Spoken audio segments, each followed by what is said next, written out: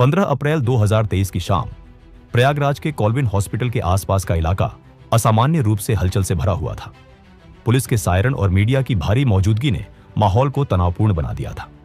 वजह थी कुख्यात बाहुबली अतीक अहमद और उसके भाई अशरफ अहमद को पुलिस कस्टडी में मेडिकल जांच के लिए वहां लाया जाना। रात करीब 10:36 बजे अतीक अहमद अपने भाई के साथ गाड़ी से उतरता है। चारों तरफ पुलिस घेरा और मीडिया का हुजूम। सवालों की बौछार शुरू हो जाती है। लेकिन उसी भीड़ में 3 लोग ऐसे भी थे जो पत्रकार बनकर आए थे, हाथ में माइक और कपड़ों में छुपी लोडेड पिस्तौल। यह सब लाइव टेलीकास्ट हो रहा था। तभी एक सवाल गूंजता है, आप अपने बेटे असद के जनाजे में क्यों नहीं गए? अतीक जवाब देता है, नहीं ले गए तो नहीं गए। इसके बाद अशरफ बोलना शुरू करता है, मेन बात यह है कि गुड्डू मुस्लिम, लेकिन उसकी बात अधूरी रह जाती है। अचानक वो तीनों नकली पत्रकार पिस्तौल निकालते हैं और अंधाधुंध फायरिंग शुरू कर देते हैं। कुछ ही सेकंड में पुलिस कस्टडी के बीच लाइव कैमरों के सामने दोनों भाइयों को गोलियों से भून दिया जाता है। पूरा देश यह मंजर टीवी पर देख रहा था।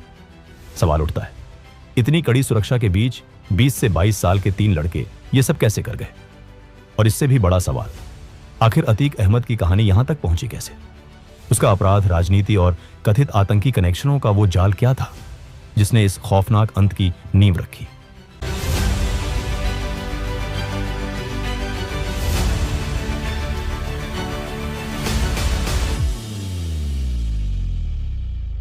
अतीक अहमद का जन्म 10 अगस्त 1962 को इलाहाबाद के कसारी मसारी गांव में हुआ था। उसके पिता हाजी फिरोज अहमद टांगा चलाते थे और 8 लोगों के परिवार का गुजारा मुश्किल से होता था। अतीक घर में सबसे बड़ा था।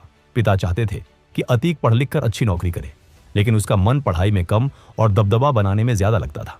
उस समय इलाहाबाद में टेंडर और काम उन्हीं को मिलते थे जिनका इलाके में रौब होता था। ऐसे माहौल में कई युवाओं के लिए जल्दी अमीर बनने का रास्ता अपराध बन गया। अतीक ने भी 8वीं क्लास से ही मालगाड़ियों से कोयला चोरी कर बेचना शुरू कर दिया। 1979 में 10वीं में फेल होने के बाद उसने पढ़ाई छोड़ दी और छोटी गैंग बनाकर अपराध की दुनिया में उतर गया। कम उम्र में ही वह बेहद खौफनाक हो गया और 17 साल की उम्र में उसने पहली हत्या की, जो कोयला चोरी के विवाद से जुड़ी थी। अगले कुछ सालों में उसने कोयला चोरी, रेलवे का कबाड़ बेचने और वसूली का काम शुरू कर दिया। उसी दौरान इलाके में चांद बाबा उर्फ शौकत इलाही का दबदबा था, जिसे राजनीतिक संरक्षण मिला हुआ था और उसके गैंग को बमबाज कहा जाता था। अतीक ने भी चांद बाबा की गैंग ज्वाइन कर ली, लेकिन जल्द ही एक पुराने केस में उस पर नेशनल सिक्योरिटी एक्ट लगा दिया गया। इस कानून के तहत बिना चार्ज के 12 महीने तक हिरासत में रखा जा सकता है। कहा जाता है कि एक बार पुलिस उसे एनकाउंटर के लिए ले जा रही थी, लेकिन एक नेता के हस्तक्षेप पर उसे छोड़ दिया गया। यहीं से अतीक का तेजी से उभार शुरू हुआ। माना जाता है कि उसे पुलिस और नेताओं का अप्रत्यक्ष समर्थन मिला ताकि चांद बाबा जैसे गैंगस्टर का दबदबा खत्म किया जा सके। देखते ही देखते उसका खौफ धौलपुर, प्रयागराज, कौशांबी, नोएडा से लेकर लखनऊ तक फैल गया। कुछ सालों तक अतीक अहमद ने चांद बाबा के साथ रहकर बम बनाना, हथियार सप्लाई करना और वसूली के तरीके सीखे, लेकिन जैसे ही इलाके में उसका नाम हुआ, वह उसी को चुनौती देने लगा। 1989 में उत्तर प्रदेश विधानसभा चुनाव आने पर चांद बाबा इलाहाबाद वेस्ट से खड़ा हुआ और अतीक ने उसके खिलाफ निर्दलीय पर्चा भर दिया। चांद बाबा ने उसे कई बार धमकाया। प्रचार के दौरान दोनों गैंगों में झड़पें भी हुई, लेकिन अतीक पीछे नहीं हटा। जनता भी चांद बाबा के आतंक से परेशान थी, इसलिए अतीक को समर्थन मिला और वह पहली बार में ही विधायक बन गया। इसके बाद उसने चांद बाबा की हत्या करवा दी और धीरे धीरे उसका पूरा गैंग और क्रिमिनल नेटवर्क अपने कब्जे में ले लिया। विधायक बनने के बाद उसकी ताकत तेजी से बढ़ी। इलाहाबाद में ऐसा खौफ बना कि उसके खिलाफ चुनाव लड़ने से लोग कतराने लगे। बूथ कैप्चरिंग और फर्जी वोटिंग आम हो गई थी और उसके एक इशारे पर हजारों लड़के उसके लिए जान देने और लेने के लिए तैयार रहते थे। एक तरफ उसकी राजनीतिक पकड़ मजबूत होती गई, तो दूसरी तरफ गुंडागर्दी भी जारी रही। बड़े व्यापारियों की संपत्ति पर कब्जा और छोटे दुकानदारों से नियमित वसूली आम बात थी। इसी दबदबे के दम पर वह 1989 से लगातार कई बार विधायक बना। तीसरी बार विधायक बनने के दौरान उसने मुलायम सिंह यादव की पार्टी समाजवादी पार्टी ज्वाइन कर ली। इसी दौर में सपा सरकार मायावती की पार्टी बसपा के समर्थन से चल रही थी, लेकिन दोनों के बीच विवाद के बाद सरकार गिर गई। इसके बाद लखनऊ के मीराबाई गेस्ट हाउस में सपा समर्थकों ने बसपा विधायकों पर हमला किया और मायावती को कमरे में बंद कर बंधक बनाने की कोशिश की। 1996 के विधानसभा चुनाव में अतीक सपा के टिकट पर चौथी बार विधायक बना। इसी दौरान उसने शाहिस्ता परवीन से शादी कर ली, जो यूपी पुलिस के एक कांस्टेबल की बेटी थी। इस बीच अतीक ने गैरकानूनी कामों से हजारों करोड़ की संपत्ति बना ली। 2002 में मायावती उत्तर प्रदेश की मुख्यमंत्री बनी। उन्होंने गेस्ट हाउस कांड कभी माफ नहीं किया। इसी वजह से एक ही दिन में अतीक पर 113 केस दर्ज कर दिए गए। इसके बाद अतीक का जेल में आना जाना लगा, लेकिन जेल में भी उसे राजसी सुविधाएं मिलती रहीं। जेल से बाहर आते ही उसने सपा छोड़कर अपना दल ज्वाइन कर लिया और 2002 का चुनाव उसी पार्टी से जीता। साल 2003 में जब मुलायम सिंह यादव फिर मुख्यमंत्री बने तो अतीक ने अपना दल छोड़कर दोबारा सपा में शामिल हो गया। 2004 में लोकसभा चुनाव में मुलायम ने उसे फूलपुर सीट से टिकट दे दिया। फूलपुर दो पूर्व प्रधानमंत्रियों जवाहरलाल नेहरू और वीपी सिंह की सीट रही थी, लेकिन जनता ने अतीक जैसे कुख्यात गैंगस्टर को भी जिता दिया और वह सांसद बन गया। एक व्यक्ति एक समय में विधायक और सांसद नहीं रह सकता, इसलिए अतीक को इलाहाबाद वेस्ट से विधायकी छोड़नी पड़ी। बाय इलेक्शन में उसने अपने छोटे भाई अशरफ को टिकट दिया, लेकिन बसपा के राजू पाल ने अशरफ को 4000 वोटों से हरा दिया। राजू पाल पहले अतीक का साथी रहा था, लेकिन बाद में खुद रंगबाजी करने लगा था। चुनाव से पहले उसने अतीक को ललकारा था कि अगर वह हारा तो बम चलेंगे। इलेक्शन के 1 महीने बाद अतीक ने राजू पाल पर हमले शुरू कर दिए, लेकिन राजू हर बार बच निकलता। 16 जनवरी 2005 को राजू पाल ने पूजा पाल से शादी की। शादी के सिर्फ 9 दिन बाद गणतंत्र दिवस पर अतीक के गुंडों ने राजू पाल को गोलियों से छलनी कर दिया। इस हमले में उसके 2 साथी भी मारे गए। पूजा पाल ने धूमनगंज थाने में अतीक, उसके भाई और 9 गुर्गों पर हत्या का केस दर्ज कराया, लेकिन अतीक के डर से सभी गवाह मुकर गए। मुख्य गवाह उमेश पाल ने भी कोर्ट में अपना बयान बदल दिया। सपा सरकार होने के कारण पुलिस ने भी आंखें मूंद ली और केस शांत पड़ गया। राजू पाल की मौत के बाद सीट खाली हुई। बसपा ने पूजा पाल को टिकट दिया, लेकिन इस बार अशरफ जीत गया और विधायक बन गया।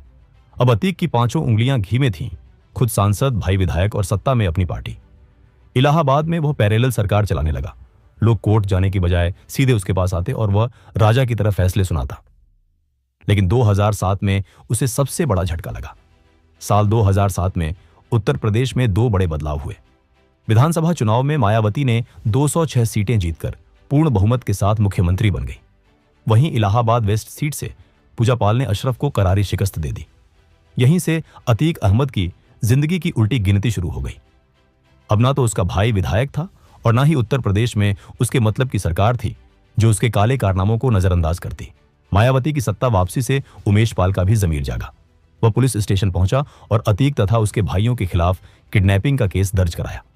उमेश पाल ने बताया कि अतीक ने उसे किडनैप कर लिया था और एक पर्चा लिखकर धमकाया था, इसे रट लो, अदालत में यही बयान देना, वरना तुम्हारी बोटी बोटी काटकर कुत्तों को खिला दूंगा। उसने उमेश पाल के परिवार को भी मारने की धमकी दी थी। इसी डर से शुरू में उमेश को अपना बयान बदलना पड़ा था।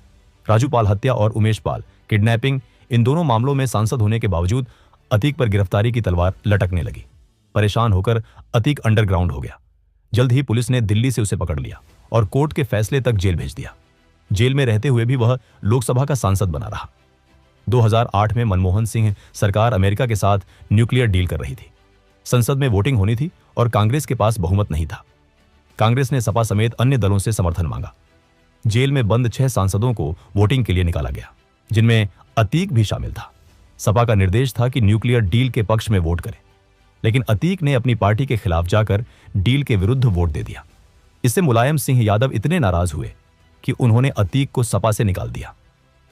2009 के लोकसभा चुनाव में अतीक ने अपना दल से टिकट पर चुनाव लड़ा, लेकिन हार गया। इसके बावजूद उसका खौफ कम नहीं हुआ। 200 से ज्यादा हत्या, अपहरण, लूट के केस होने के बावजूद कोई भी केस में वह कोर्ट में दोषी साबित नहीं हो सका, क्योंकि किसी की हिम्मत नहीं थी कि उसके खिलाफ गवाही दे। 2012 में जब अतीक ने इलाहाबाद हाईकोर्ट में जमानत के लिए पिटीशन दाखिल की तो 10 जजों ने खुद को केस से अलग कर लिया। उन्हें डर था कि अतीक उन्हें या उनके परिवार को नुकसान पहुंचा देगा। 11वें जज ने सुनवाई की और अतीक को जमानत दे दी। जमानत पर बाहर आने के बाद भी 2012 में पूजा पाल ने उसे फिर इलाहाबाद वेस्ट से हरा दिया। लगातार चुनावी हार से अतीक समझ गया कि अब राजनीति उसके बस की नहीं रही, इसलिए वह एक बार फिर अपनी पुरानी रॉबिनहुड वाली छवि बनाने लगा। जब भी जेल से बाहर आता वह लोगों की समस्याएं सुनता और फैसले देता। 2016 में राजू पाल हत्या का केस सुप्रीम कोर्ट ने सीबीआई को सौंप दिया, लेकिन अतीक की गुंडागर्दी नहीं रुकी। दिसंबर 2016 में 2 स्टूडेंट्स उसके पास पहुंचे, जिन्हें कॉलेज में चीटिंग के आरोप में एग्जाम देने से रोका गया था। अतीक अपने गुंडों के साथ हथियार लेकर कॉलेज पहुंचा और टीचर्स और स्टाफ की जमकर पिटाई कर दी। पूरा मामला वीडियो में वायरल हो गया। इसके बावजूद अतीक नहीं माना। 22 दिसंबर 2016 को 320 गाड़ियों के काफिले के साथ प्रयागराज से कानपुर पहुंचा, जहां उसके स्वागत के लिए विशेष इंतजाम किए गए थे। इसकी काफी आलोचना हुई। फरवरी 2017 में उसे फिर जेल भेज दिया गया। अखिलेश यादव ने उसे पार्टी टिकट नहीं दिया। अतीक ने कहा, कई बार निर्दलीय जीता हूं, टिकट कटता है तो कट जाए, मैं अपना टिकट खुद बना लूंगा। जेल जाने के 1 महीने बाद 2017 में भाजपा की सरकार बनी और योगी आदित्यनाथ मुख्यमंत्री बने। उन्होंने माफियाओं पर सख्ती शुरू कर दी, लेकिन अतीक ने अपनी आपराधिक गतिविधियां बंद नहीं की। जेल से ही अतीक अपना पूरा नेटवर्क ऑपरेट करता रहा। इस दौरान उसके तीनों बेटे उमर, अली और असद भी पिता के नक्शे कदम पर चलते हुए क्राइम की दुनिया में आ चुके थे। अतीक को उसके इलाके से करीब 300 किलोमीटर दूर देवरिया जेल में बंद किया गया था ताकि उसकी आपराधिक गतिविधियां रुक सकें, लेकिन उसकी गुंडागर्दी अभी भी जारी थी। दिसंबर 2018 में अतीक के बेटे उमर ने लखनऊ के बिजनेसमैन मोहित जायसवाल को किडनैप कर लिया और सीधे देवरिया जेल ले गया, जहां अतीक बंद था। जेल के अंदर अतीक ने खुद मोहित जायसवाल को चाबुक और लोहे की छड़ी से बुरी तरह पीटा, फिर जबरदस्ती कुछ कागजात पर साइन करवाकर उनकी 45 करोड़ रुपए से ज्यादा की संपत्ति हड़प ली। यह मामला इतना गंभीर था कि सुप्रीम कोर्ट को दखल देना पड़ा। अप्रैल 2019 में सुप्रीम कोर्ट ने अतीक को गुजरात की साबरमती जेल भेजने का आदेश दे दिया ताकि यूपी में उसकी क्रिमिनल गतिविधियां रुक सकें। यूपी से दूर होने के बाद अतीक की पकड़ कमजोर पड़ने लगी। उसके अपने लोग भी उसके खिलाफ होने लगे। पुलिस ने उसके 50 से ज्यादा मामलों में कार्रवाई तेज कर दी।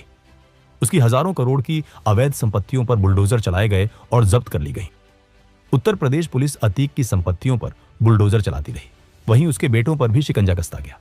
2022 में उसके 2 बड़े बेटे उमर और अली ने अपनी जान बचाने के लिए अदालत और सीबीआई के सामने सरेंडर कर दिया। अक्टूबर 2022 में सीबीआई ने राजूपाल हत्याकांड में अतीक, अशरफ समेत 7 लोगों को दोषी माना और कड़ी सजा की मांग की। इससे नाराज होकर अतीक की पत्नी शाइस्ता परवीन ने अपने तीसरे बेटे असद को आगे करके आतंक जारी रखने का काम सौंप दिया। असद को लगता था कि उमेश पाल इस केस का मुख्य गवाह है। 24 फरवरी 2023 को असद और उसके गुर्गों ने प्रयागराज के धूमनगंज में उमेश पाल की गाड़ी पर बम और अंधाधुंध गोलियां बरसाकर उनकी हत्या कर दी। इस हमले में उमेश पाल की बूढ़ी मां भी मौजूद थी, जो बाद में मुख्य गवाह बनी। उमेश पाल की हत्या ने पूरे उत्तर प्रदेश पुलिस सिस्टम की पोल खोल दी। योगी आदित्यनाथ ने विधानसभा में कहा, जो माफिया हैं उन्हें जल्द मिट्टी में मिला देंगे। उमेश पाल हत्याकांड का सीसीटीवी वीडियो वायरल हो गया, जिसमें असद अपने 6 गुर्गों के साथ गोलीबारी और बम फेंकता दिख रहा था। योगी के बयान के 2 दिन बाद 27 फरवरी को पुलिस ने आरोपी अरबाज का प्रयागराज में एनकाउंटर कर दिया। 6 मार्च को उस्मान को भी मार गिराया गया। इसी बीच 28 मार्च 2023 को कोर्ट ने अतीक को उमेश पाल किडनैपिंग मामले में उम्र कैद की सजा सुना दी। यह पहला मामला था जिसमें अतीक दोषी साबित हुआ। उमेश पाल हत्याकांड में अतीक और अशरफ को प्रयागराज की नैनी सेंट्रल जेल लाया गया। यहां अतीक ने पुलिस के सामने कई बड़े खुलासे किए। उसने माना कि उसके पास हथियारों की कमी कभी नहीं हुई, क्योंकि उसका नेटवर्क पाकिस्तान तक फैला हुआ था। उसका लश्कर-ए-तैयबा और आईएसआई से सीधा संपर्क था। पाकिस्तान से ड्रोन के जरिए हथियार पंजाब बॉर्डर पर गिराए जाते थे, जिन्हें बाद में उसके नेटवर्क तक पहुंचाया जाता था। 13 अप्रैल 2023 को पुलिस ने अतीक के बेटे असद अहमद और उसके गुर्गे गुलाम को झांसी में एनकाउंटर में मार गिराया। अतीक ने कोर्ट से बेटे के जनाजे में शामिल होने की इजाजत मांगी, लेकिन रिजेक्ट कर दी गई। एक समय जज भी उसके मामलों की सुनवाई से कतराते थे, और अब हालत यह थी कि उसके बेटे के जनाजे में भी उसे नहीं जाने दिया गया। अब अतीक और उसका भाई उम्र कैद काट रहे थे। 2 बेटे जेल में थे। एक बेटा एनकाउंटर में मारा जा चुका था। गुर्गे ढेर हो चुके थे और हजारों करोड़ की संपत्ति जब्त हो चुकी थी। इसी हालत में अतीक ने मीडिया के सामने रोते हुए कहा, हम मिट्टी में मिल चुके हैं, आप हमारी औरतों और बच्चों को परेशान न करें। इसी दौरान अतीक की पत्नी शाइस्ता परवीन ने योगी आदित्यनाथ, इलाहाबाद हाईकोर्ट और सुप्रीम कोर्ट को पत्र लिखकर पति और देवर की हत्या की आशंका जताई। कोर्ट ने पुलिस को अतीक और अशरफ का रोजाना मेडिकल चेकअप करवाने का आदेश दिया। 15 अप्रैल 2023 की रात करीब 10:30 बजे दोनों को मेडिकल चेकअप के लिए कॉलविन अस्पताल ले जाया जा रहा था। जैसे ही वे गाड़ी से उतरे, मीडिया वाले उन्हें घेर लेते हैं। उसी मीडिया की भीड़ घूम रही में 3 शूटर लवलेश तिवारी, मोहित और अरुण मौर्य मीडिया कर्मियों अम के भेष में थे। उन्होंने अचानक अतीक और अशरफ पर ताबड़तोड़ गोलियां चला दी। दोनों की मौके पर ही मौत हो गई। इस तरह उत्तर प्रदेश का नासूर बना अतीक अहमद हमेशा के लिए खत्म हो गया। हैरानी की बात यह थी कि तीनों शूटरों ने भागने की कोशिश नहीं की और पुलिस के सामने सरेंडर कर दिया। पूछताछ में उन्होंने कहा कि वे क्राइम वर्ल्ड में बड़ा नाम बनाना चाहते थे, इसीलिए उन्होंने अतीक और अशरफ जैसे बड़े बाहुबलियों को मार डाला। लेकिन आगे जांच में कई सवाल उठे। तीनों अलग अलग शहरों से थे, पहले एक दूसरे से संपर्क में नहीं थे। उनके पास 6 से 7 लाख रुपए की महंगी पिस्तौलें कहां से आईं? उनकी आर्थिक स्थिति खराब थी। सवाल यह था कि क्या यह हत्या उनकी अपनी साजिश थी या फिर सत्ता और पुलिस में बैठे किसी प्रभावशाली व्यक्ति का हाथ था? तीनों शूटर आज भी यूपी की जेल में बंद हैं और उनके परिवार ने भी उन्हें बचाने की कोशिश नहीं की। आज भी यूपी पुलिस अतीक के फरार परिवारजनों को ढूंढ रही है। अतीक की 11,000 करोड़ की अवैध संपत्ति में से 3,000 करोड़ जब्त कर ली गए हैं और बाकी ठिकानों पर बुलडोजर चल रहा है। अतीक अहमद की कहानी साफ बताती है कि अपराध का रास्ता कभी ठीक नहीं होता। देर सवेर कानून का शिकंजा अपराधियों पर जरूर कसता है और उन्हें उनके खात्मे तक पीछा करता है।